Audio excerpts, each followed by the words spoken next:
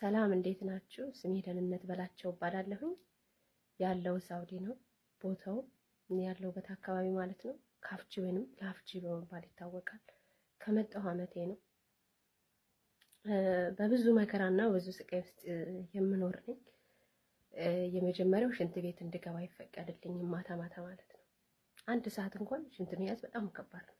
ሁላችሁም ታውቁታላችሁ። በዚህ የተነሳ ሆስፒታል ሁሉ ገብቼ ነበረ። ታመሜ ማለት ነው። እያነከስኩ ነው፣ ኩላሊት ያመኛል። እያነከስኩ ነው የምሰራው። የምበላው ደቂቃ ሰዓት ተሰጥቶኝ ነው። 15 ደቂቃ ያም ሆኖ ሳያልቅ ነው ተነሽ የምባለው ማለት ነው የምነሳው። እና እየተደበደብኩ ነው የምሰራው። የምበላው ምግብ ልበላ ያቀረብኩትን ምግብ ትደፋብኝ ፊቴ ላይ እዚህ ጋር ፊቴ ላይ የምትተፋብኝ ማለት ነው።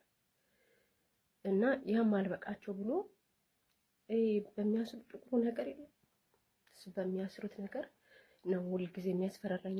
አነቅሻለሁ በዚህ የሚል እና ቁልፍ በሬ እንዳልቆልፍ ቁልፍ ተከልክያለሁ። በማንኛውም ሰዓት እየገቡ ያሁኛል። እና እኔ ተኝቼ ያው ድካም ነውና በተኛም ግን እነቃለሁ።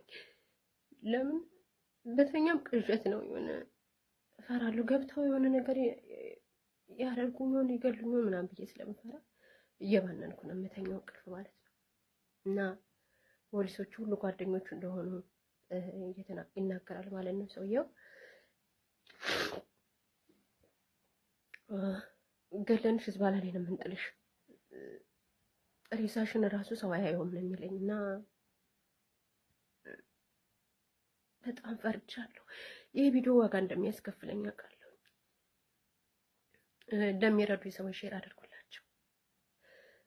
በእርግጠኝነት ቢያዩት ማንም ሰው እንደማይጨክንብኝ አውቃለሁ።